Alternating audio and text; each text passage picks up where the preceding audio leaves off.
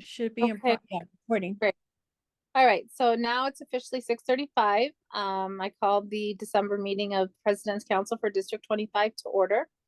Our first order of business will be to turn the floor over to Dr. Mike for his interim acting superintendent report. Okay, thanks so much, Rachel. Good evening, everyone. Good to see all of you guys. So I don't have a huge report, but there are a few things that I do want to go over and have a request from President's Council in regards to a survey that I would like to extend out to families in January. We had done it last year and got some pretty valuable information. I'm going to share it with you guys again tonight, and hopefully you'll have some time, and maybe perhaps by the time the next President's Council meeting comes, you'll have some feedback for me around things that you think I should or should not include, to get some perspective from our families. But let me go ahead and share my screen. I'll talk through. Oh, Esther, can you give me host capability, please? I'll go ahead and do that right now. Give me 1 second.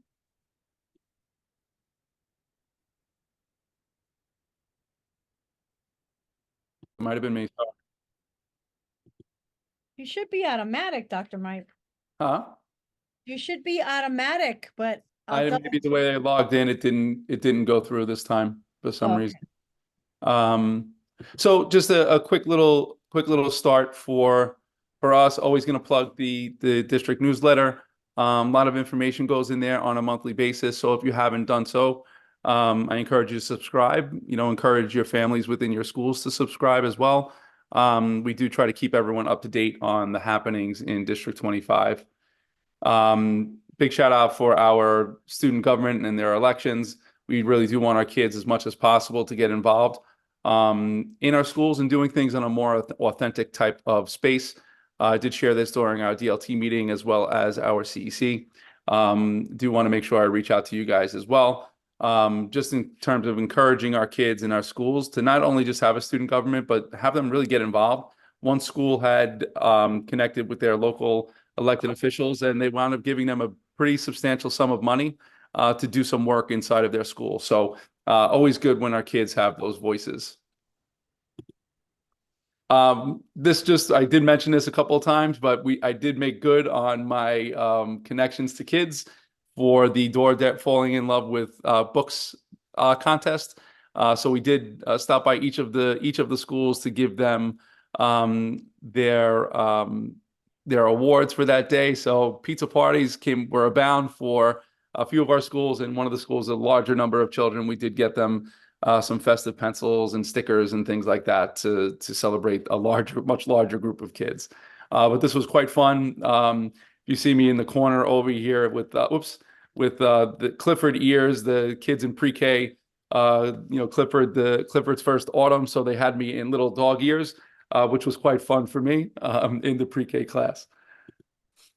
This, I do want to make you guys all aware that we do have a partnership that is going to that has already begun with New York City FC. It's the soccer club. They are going to be partnering with 6 of our schools: PS 24, 120, 163, 214, 242, and 244, bringing this space of athletics into our buildings, with the goal of by next year, all of our schools will be involved with New York City FC. Really good opportunity for our district, and super excited about it moving forward. Do want to celebrate with you guys. Did have a chance to do this previously in other forums, but want to make sure that I celebrate it with you too. We did get to have 2 of our schools recognized as Blue Ribbon schools, 242 and 244. This is for outstanding achievement and progress for our kids in both of these buildings. So kudos to Ms. Pritchard and Mr. Groff for all of their hard work, along with their staff and communities. Well-deserved recognition for both of these buildings. Unified Bocce League did begin. This was a really unbelievable event. There were schools from across 4 districts that participated in this. Us being one of the 4, we had 5 schools that were engaged in this process. And for me, it was just an unbelievable event. And just so that everyone knows what Unified Bocce League is, it brings together children that have special needs, along with neurotypical children, where they can engage in teamwork and play at the same time.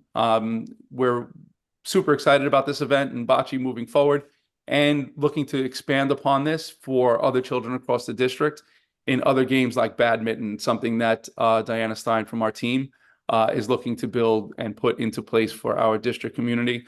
So the more that we can offer these types of things for our kids in district, it's something that I'm certainly going to be looking out to do, because I do think that sports has its way of supporting learning in other ways other than the academics, and the skills that you learn from this, I don't think that you can measure in terms of how it impacts our kids. So we're going to continue to push in these spaces moving forward. Growing together as one community, this is something you're going to hear me lean a lot in, and would love some feedback from you guys as presidents of President's Council to connect with me on it. And for me, the best way to make sure that we're going to grow is through partnerships with families. So schools are doing things like Parents as Partners. So at PS24, the first Friday of every month, they bring families together into community where they're engaging them in the work from that school, in terms of HMH, in terms of Mind Up, where they're not only getting a little bit of a training type of an experience, but also they get to visit their kids in classrooms and work with their children right in the moment so they can get a better idea as to what those daily experiences are. And it's something that is taking hold across our district schools. Q165 engages in First Fridays. First Fridays is something that, again, very much like Parents as Partners, inviting parents into their classrooms to see what's happening on a daily basis, to support teaching and learning in our schools. Another example, Welcoming Wednesdays. You can see that these rooms are full, not just with kids, but with parents. We want to continue to promote this opportunity across our schools. So for you as leaders, as parents in your buildings, continue to encourage our building leaders and our parent coordinators to continue to offer these types of things. As I am seeing across many of our schools, this type of work is happening in some way, shape, or form. It might not be every first Friday. Some are doing town halls every couple of months. So it ranges from school to school, but I do encourage this. I think it's a really, really great way to connect our families with our schools in a productive, meaningful way. But it doesn't just stop there. So this idea of growing together as one community is also part of the work we're doing as a district. So our district building leaders are brought into schools. We're going to visit classrooms so that we can really learn and grow through this implementation of the HMH curriculum. The goal is that we make it as solid as we possibly can for our learners, and it is supporting our own professional growth as well in the process. So this mindset around growing together as one community is something you're going to hear me talk about throughout the remainder of this year into next, and certainly seek your feedback as a President's Council around other things that you believe we can do collectively to make sure that everyone's aware of what's happening on a day-to-day in our buildings. So parent engagement survey. Last year, President's Council supported the development of a parent survey. So some of the things that we included in there are based on feedback that you provided. This survey was shared across district schools to gather data. We did get over 1,300 responses from our families. Would love to get even more than that this year. And what I have here inside of the presentation, and we'll share inside of the chat, whoops, sorry about that. What I'll share inside of the chat is this link, and I would love it for those of you that are here. And it just doesn't have to happen now, but over the course of the next, whoops, stop sharing. Over the next month, just to kind of look at it and offer me some feedback around things that you think would help, or things that you feel like I should ask. So I've added it into the chat for you guys to take a look at and offer me some of that feedback, because I will use it to strengthen the questions that we have within our work. Let me just go to the slideshow again. Let me just open this up so that you can see. So the survey we did make and included in multiple languages so that our families so that it was accessible to our families. And we asked questions like, have you been able to attend a general meeting or a PTA meeting? Do you feel comfortable engaging in your with your child's school? My school provides me with an opportunity to provide feedback. You know, I do want to make sure that I include some questions around the areas that are initiatives like Mind Up and like HMH. So I would love to include those in here as well. But would love to get your thoughts on the questions that we're asking. Do you think that they're productive? Do you think there's anything else that we can include in here so that we can make the best questions possible for us to learn and grow as a district? Anyone have any questions or thoughts on that before I move on? I just have a couple more things to touch base with you on.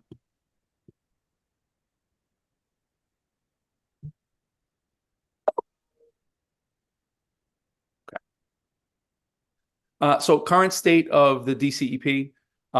This is something that for you guys as presidents of your school, that we should be asking our building leaders to do when it comes to the CEP.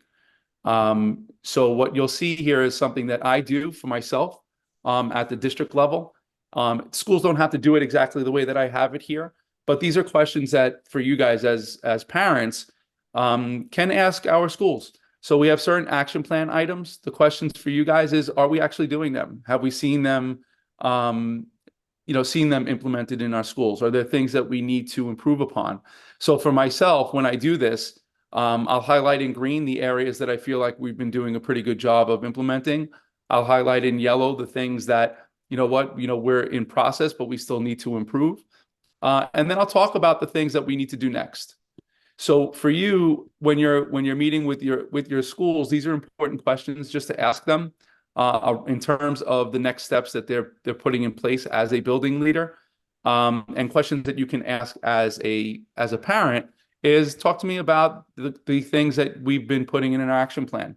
Have we been accomplishing those expectations? Because if the answer is no, the natural question should be, okay, so what are we going to do to make sure that we do? And it helps everyone stay accountable to improving outcomes for our kids. So I share this with you just as a means of saying to you that this is something you should be expecting from our schools. How are we making sure that we're keeping ourselves on track to the goals that we set at the beginning of the year? SLT training, just so that everyone knows, on Wednesday, January 10th, we're going to be doing 2 separate trainings. We have one from 4 to 6 and the other one from 7 to 9 to try to meet the needs of our folks that may be working a little bit later than others. What will happen there will be a presentation from Shirley Aubin from our team, along with Dr. Gus I always mispronounce his name, Hatzidemetriou, who will be presenting on the SLT and Chancellor's Regulation A655. I will be doing a session on benchmarking CEP goals. Mr. Marino and Wendy Yu from our CEC will be presenting on MTSS alignment. And then finally, Paula, our budget director, will be talking to everyone around budget. And each of those things collectively supports the work of the SLT. And lastly, just wishing all of you a very, very happy and healthy holiday season. I hope you guys are able to take time to rest up and relax and enjoy your families during this upcoming week off. So thank you guys for the time. And if you have any questions, be happy to take them now.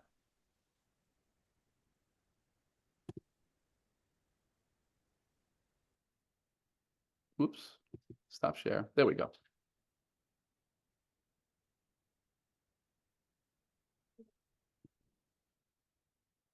Anyone, any thoughts or questions, wonderings?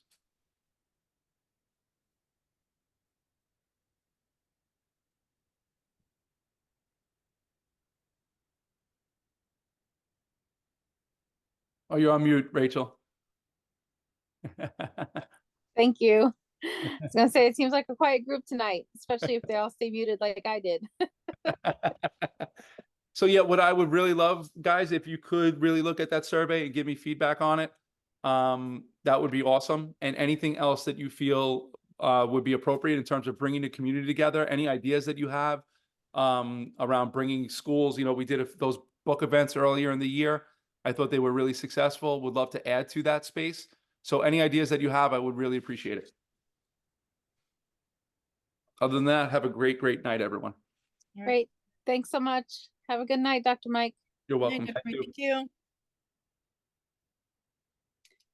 Okay, so the next item on the agenda is minutes from our November meeting. But before I get into the minutes, we have had a resignation from our recording secretary. So in our January meeting, we will be holding elections to fill the vacancy of a recording secretary, which the job basically entails taking minutes of the meeting. And as you know, we record the meetings, so it's very easy if you're not able to take minutes during the meeting, or you ever have a question about something, you can always refer to the recording. Esther would be able to help you with that. So hopefully we can get that position filled in January. As you can see, when I start sharing my screen, they are not too intimidating.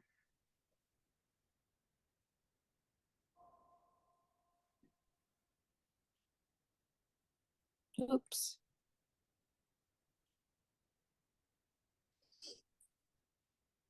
Okay, so can everyone see my screen? Yes. Okay, so District 25's President's Council, the meeting minutes from November 20th. The meeting was called to order at 6:32.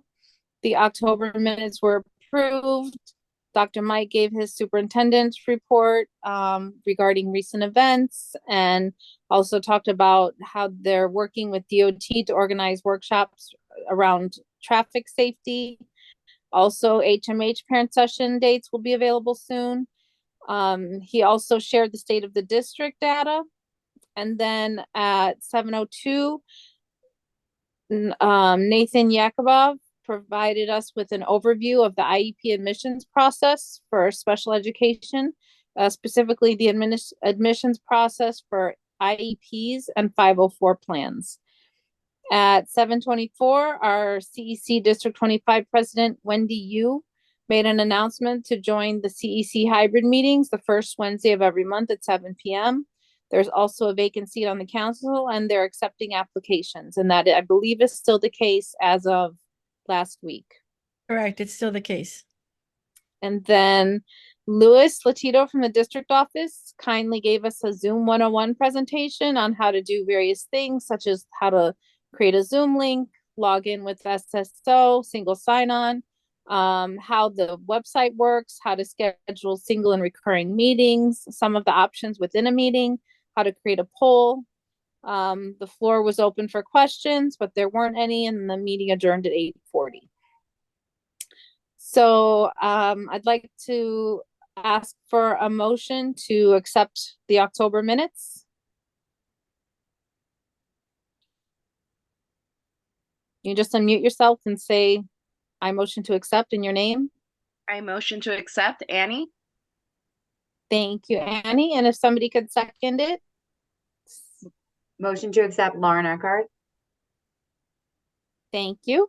So the October minutes are approved. Thank you both.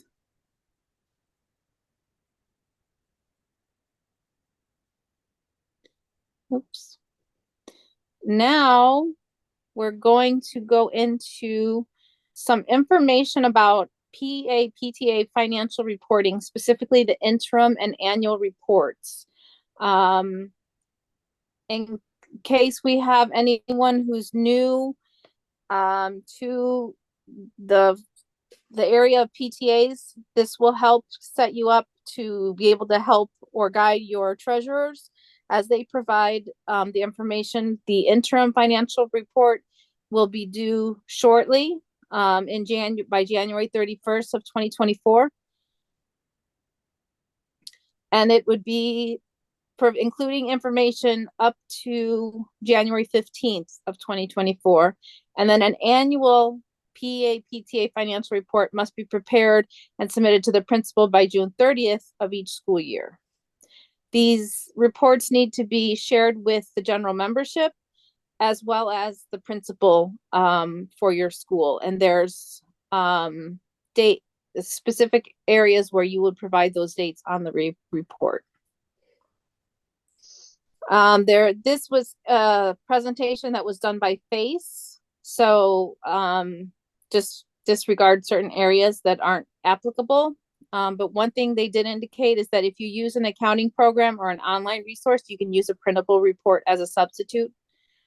Here is a copy of the interim financial report. This can be found just by searching up in interim financial report NYC. It's also something that's available through the ptalink.org, which I'll walk through that in a minute. And to get a closer look, because I know that's kind of fuzzy, the first page, you'll provide information about all income. So the starting balance as of July 1st of the current school year. So that would be for us, July 1st, 2023, and the bank account balance as of that date. Then the next line is membership dues. If you collected any, the total amount would be listed here. If you did not collect membership dues, then you would write a 0 in that section. Then for other sources of income, you'll list all of the other, such as fundraisers or donations that you received. You'll list the name, and then in the $sign section, you'll list the amount received. And then you will total up all the beginning balance, the membership fees, and all items under other sources of income for a total income for the period. It reminds you that when you do conduct a fundraising activity, you should be completing a fundraising activity report. And by doing so, the income portion of the fundraising activity report can help you in preparing the income section of the interim the interim financial report, and the annual report looks very similar as well. So once you get the total income, then you would turn to expenses. This is anything you've paid for items, goods, services, supplies, refreshments, decorations, reimbursements, or refunds. All of these, you would do an itemized list of the expenses, including the amount spent, to get a total amount of all the expenses for July 1st, 2023 through January 15th, 2024. So you're going to add that all up in total expenses for the period. Then the fund balance would be that total income minus the expenses would provide you with your fund balance as of January 15th, 2024. After you complete the sections where you've shared it with the members of your PAPTA, which hopefully would be in your January meeting if the dates align, or otherwise the February meeting, the date it was distributed to the principal, which again has to be before January 31st of 2024. And then both the president and the treasurer would sign the report. And we can share this. Let me see if I can share this code or this link. Oh, forget it. It's asking me to sign in. Never mind. Yeah, it's not gonna let you. Yeah. So again, the interim financial report is due by January 31st, and the annual financial report is due by June 30th. And they both look pretty much just like what we went through. Before I go to PTA link, does anyone have any questions about what we've just gone over?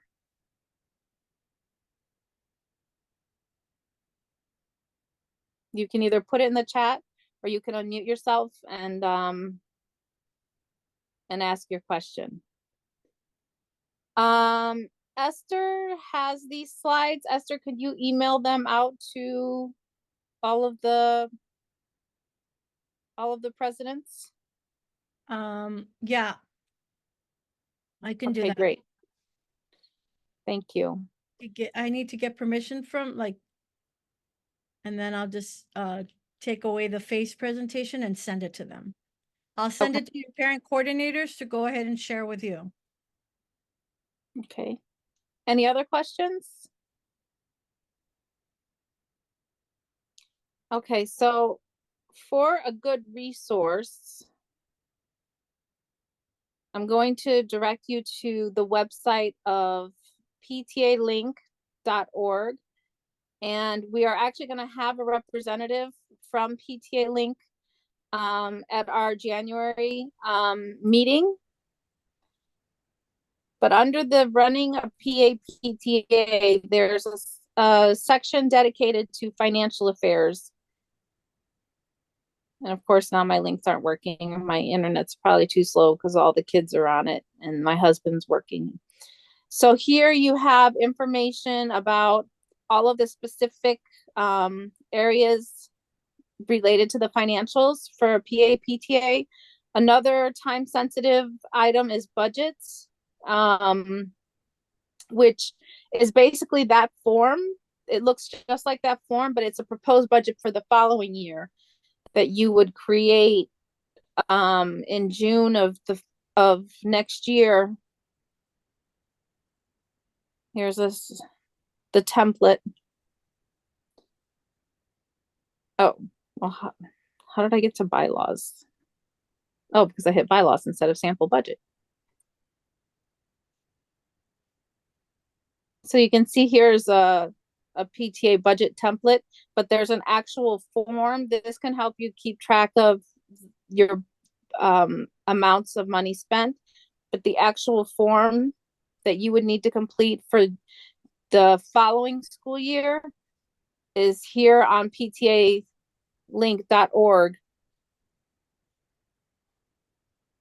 with, again, all the income and all the anticipated expenses, as well as the anticipated fund balance for June of the following calendar year.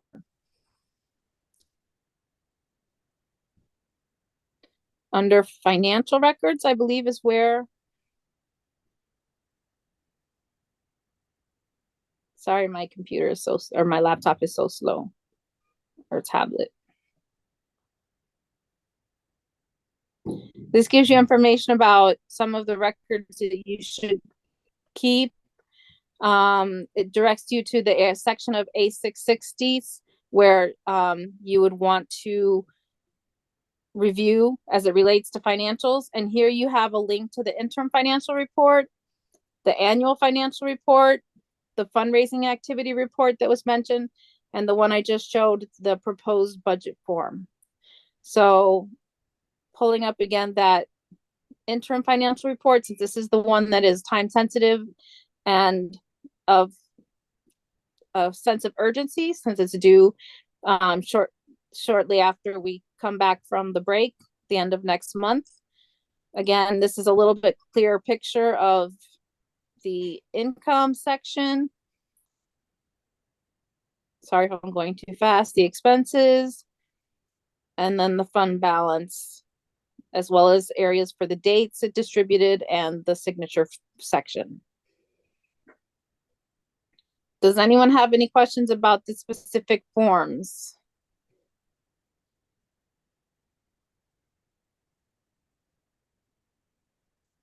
And again, if you're using a You have a monthly question? report. Sorry, Rachel, you have a question? Do you want me to read those first or no? Sure. Okay.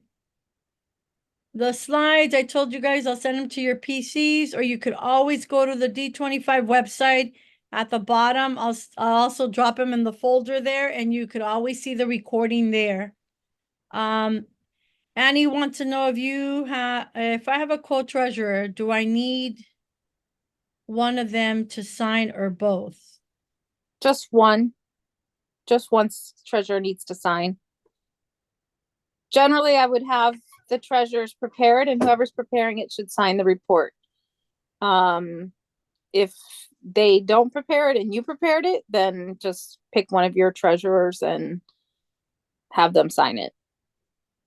Because Okay. I've had to do that before myself. Sarah says she sees a transcript. Stephanie, I was able to find them on the link. Thank you. Annie says thank you. That's it for questions. Okay, I'm going to stop sharing my screen. Okay, so yeah, we will have a representative from ptalink.org come visit our January meeting to kind of go over some of the information that's there and available, fundraising ideas, you know, that's a big thing that a lot of people want help with, is how can we raise more money so we can do more for our kids. Administering things, you saw it linked to the bylaws. So whatever areas that you need to bring current with regards to your PA and PTA, the website, ptalink.org will be helpful to you as you move forward. And of course, President's Council, we're always here to help and support whenever, however needed.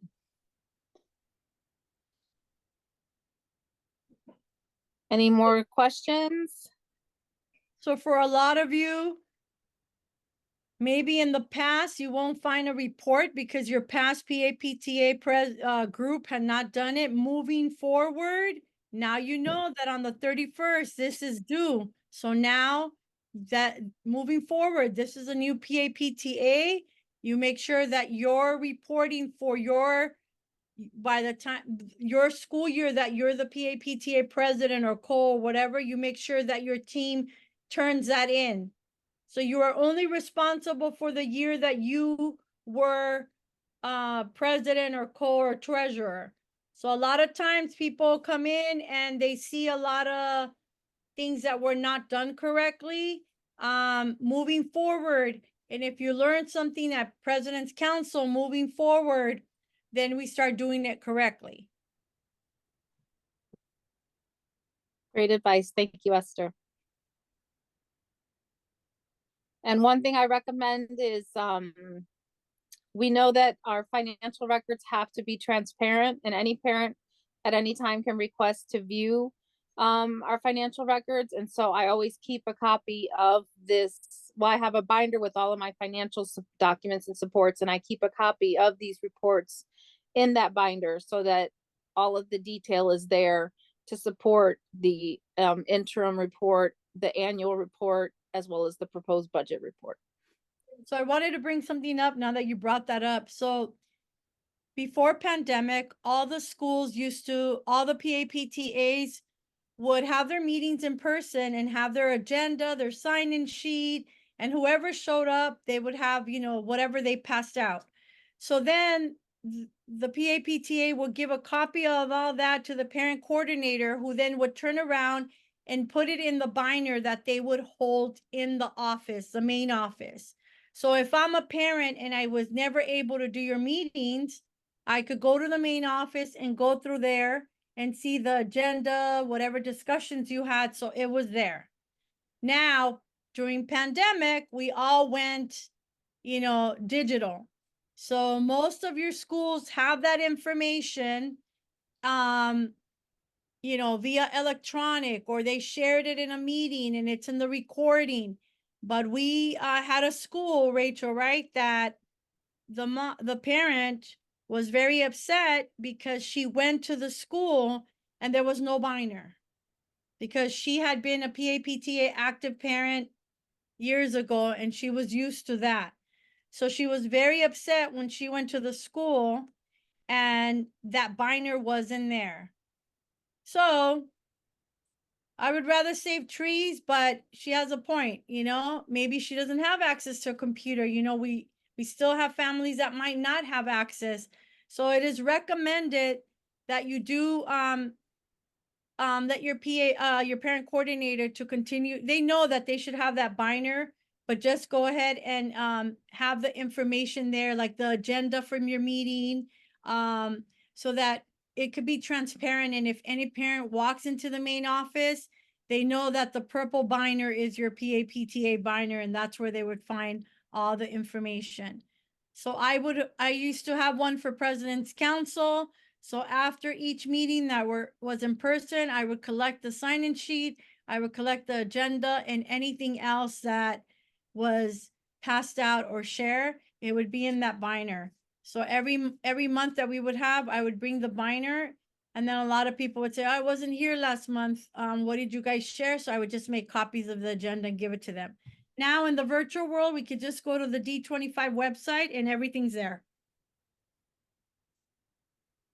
So, and there's the recording that you will find, and you would also find a folder that has all the information. Well, I would drop that PowerPoint in there. But just like Rachel said, that was a face presentation that I was able to grab. And you guys just take the important stuff where it talks about entering the financial interim report. Thanks for that guidance, Esther. Thank you. Welcome. Okay, so that concludes the overview of some of the financial information that we wanted to share, especially with the timeliness of the interim financial report. Does anyone have any other questions? Anything that's going on in your PAPTAs that you'd like to share? You have the floor.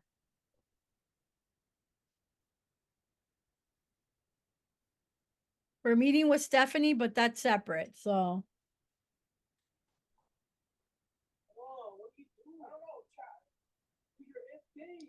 Okay, well, in that case, if there's no questions, this was, oh, Angela Lamb has a question. Unmute yourself. Hello, Rachel. I just want to know, are there any parent leader, they ordered the check card from the bank, the debit card? That's something that if you wanted to get a debit card, you would do directly through your bank. And it is something that was implemented during the pandemic when everything again was kind of remote. But the district does recommend that the use be limited. It's meant for any vendors who do not take checks or any online vendors. But in order to use a debit card, there is a debit card disbursement form that needs to be completed, and it needs to be signed by someone, by the treasurer and the president. And it cannot just be the person that's requesting the use of that debit card. But one thing we did learn at CPAC, the Chancellor's Parent Advisory Council, is that debit cards can used to deposit money. So say, for example, you have a fundraiser on a weekend and somebody can be authorized to take that debit card and deposit the funds from that fundraiser right away, as opposed to them being locked up at somebody's home or locked up in the school over the weekend. That was one thing that I did learn and we have taken advantage of. Right. We already applied for one. However, I'm just curious, the card is linking to my personal information besides PTA. So that's why, So I'm Angela, confused. Mhm. so yeah, so a lot of banking institutes, wherever you went to or wherever you're banking with, a lot of people that in other districts that tried to do that, it was a mixed up with personal. So that's why President's Council in District 25 advised against that, even though it would be easier. We recommended Francis and Charlene and Laura and all the past PAPTA presidents. They were like, you know what, it would make it easier, but it gets messy. So now Right. it's being linked to your PAPTA. You know, if money starts missing, then they're gonna say it's Angela, right?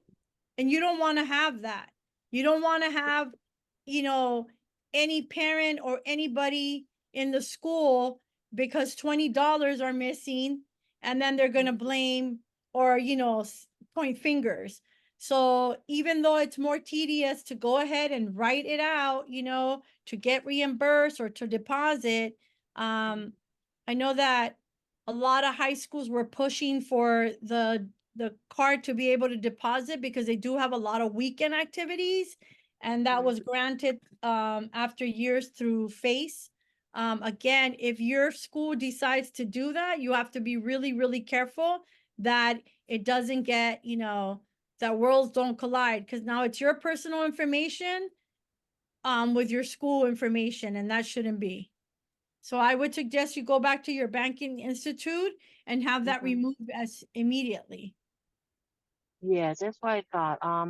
At first I just thought to have a debit card is easy for us to deposit the money instead of keeping the money in the office, the safety box. So now we realize that there's more complication coming up. All right, I will yeah, just do according to your suggestion. I think this is the best solution for us. Yeah. Thank you. You're welcome, Thank Angela. Thank you for the question, Angela. And you And for gotta the remember clarification. that, yeah, and you gotta also remember that your team, you might have like an awesome team where you guys are like, hey, we're like this, and then you leave, right? Or the next year you graduate out and then there's a new group and they might not be as thorough as you with that, debit card. So you gotta use the best judgment for your team so that, everything's transparent and everything's clear. Absolutely. I got it. Thank you. You're welcome, Angela. Thank you for the question. Anyone else have any questions?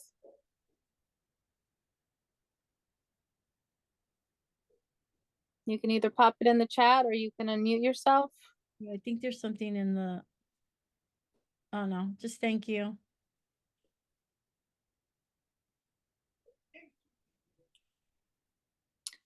Okay, well, if there's no more questions, if somebody could make a motion to adjourn the meeting and state your name.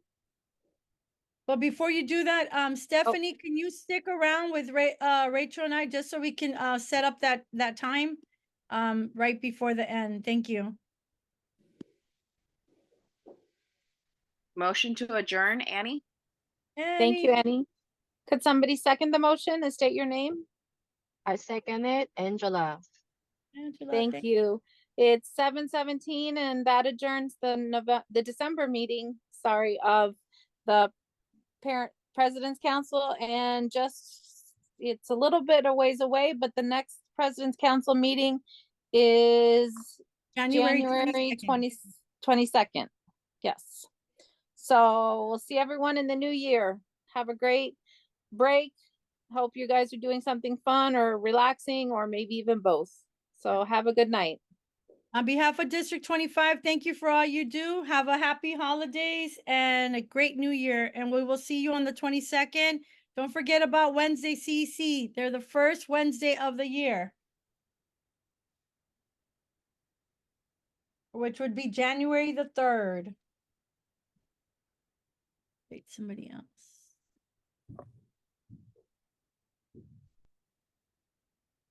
Thank you, everyone. Good night, everyone. Thank you. Night.